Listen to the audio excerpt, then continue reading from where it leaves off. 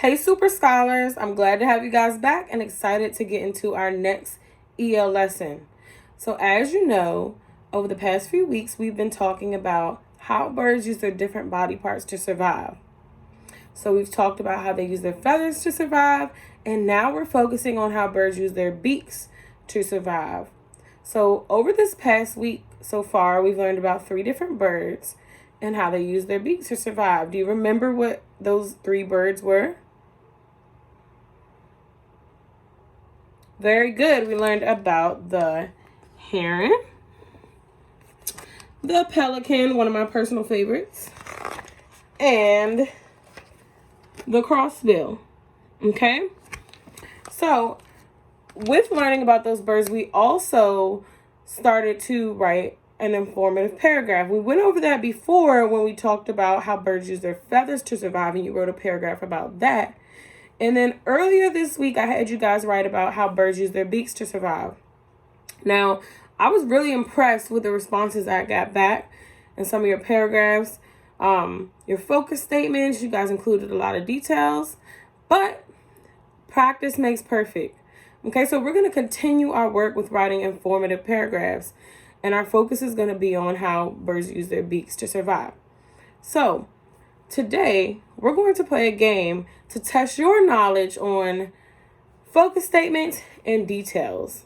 Okay? So instead of you guys just listen to Miss Williams talk and show you how to write a paragraph, I figured that we would play this game to test who really knows what is the difference between a focus statement and a detail.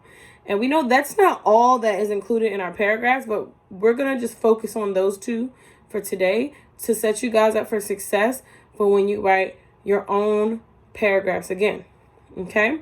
So, first, before we start our game, and I'll tell you how the rules go in a moment, I want to go over, review what our paragraph should look like using our hamburger chart. So,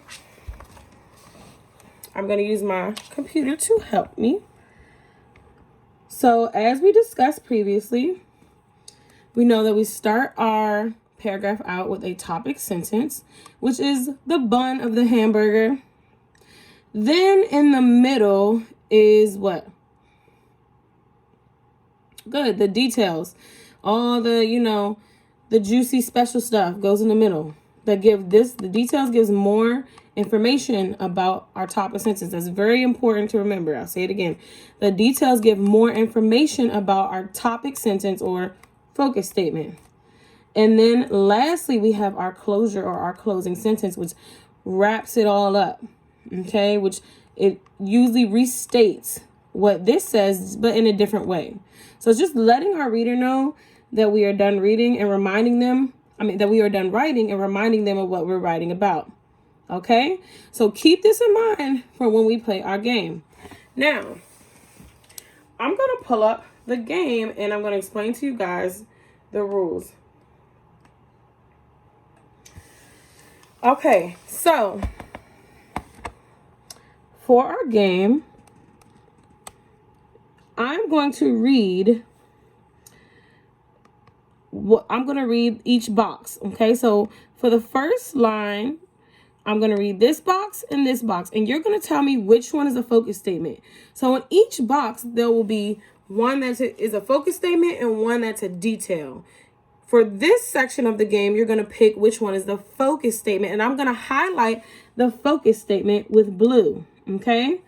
Now, then when we finish that, we're going to move down to the details. We're going to play Find That Detail.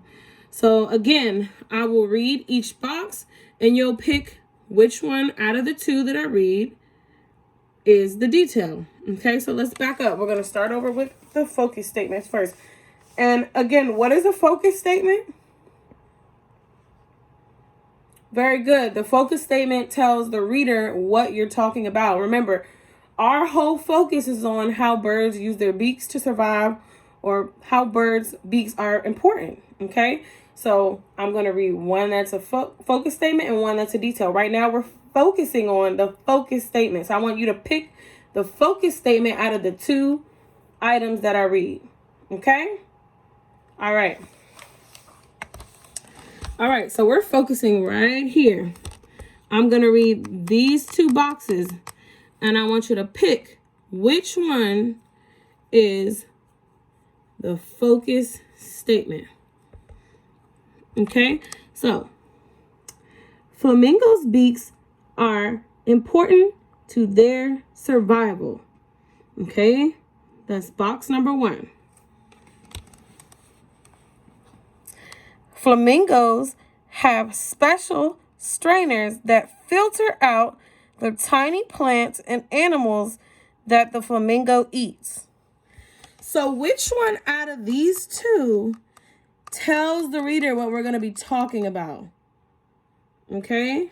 Which one is a focus statement? I'll give you a couple moments to think. So think about which one is telling the reader what we're going to be talking about, given our topic. Very good. This box where it says flamingos' beaks are imperative. I'm sorry, I said important. Imperative to their survival. Okay, this is the focus statement because it tells what we're going to be talking about. Now, this right here is a detail. This gives more information about this. So this is not a focus statement. This is a detail. And right now we're looking for what? Find that focus statement. Okay, so great job with that. I'm going to highlight this one so you know that this is indeed the focus statement. Okay, so we got one down. We're going to do 2 more. Okay, now we're focusing on these 2 boxes, and you're picking out, again, the focus statement.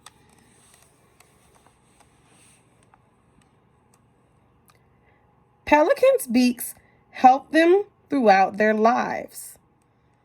Okay, that's box number 1. Now I'm going to read box number 2. Sorry, scholars. Set that up so you can see.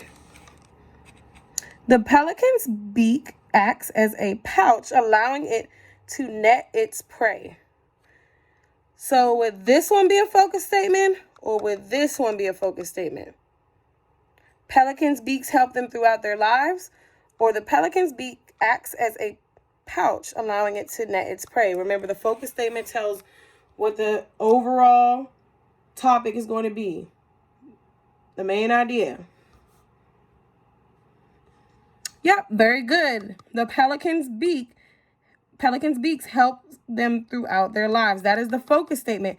And this is the detail that gives information about how the pelican's beak helps it throughout its life. Okay, so I'm going to go ahead and highlight this one. Good job. Paying attention to the focus statement. All right, now we're going to look at the last one before we move on to details. Follow along as I read this one. The heron uses its beak to stab its beak into the water and seize its prey. Herons can't survive without their beaks. So which one is the focus statement? Herons can't survive without their beaks, or the heron uses its beak to stab its beak into the water and seize its prey. Which one is what the writing is all about? What is the topic? Very good. Herons can't survive without their beaks. And this tells us a reason why the herons can't survive without their beaks. So this one would be the focus statement. So I'm going to highlight that in blue because you found the focus statement. Okay. So these are our focus statements highlighted in blue. Very good. Now we're going to move down to details. Now we're going to find that detail. And this time, when we find the detail, I'm going to highlight it in pink or purple. I think this is more of a pink. All right, so first we're going to compare these two. And this time we're looking for what? Details. Good. So make sure you're focusing on the details this time and not the focus statement. Woodpeckers use their sturdy, pointed beaks to pound, drill, and tear into wood. Okay? The second one says, woodpeckers' beaks help them in many ways. So which one would be the detail?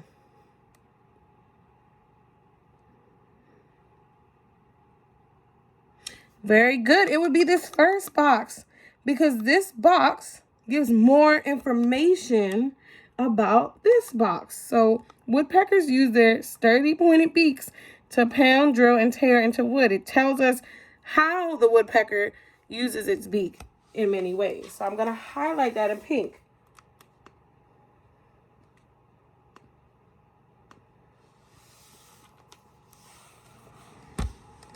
Okay, let's move on to the next one.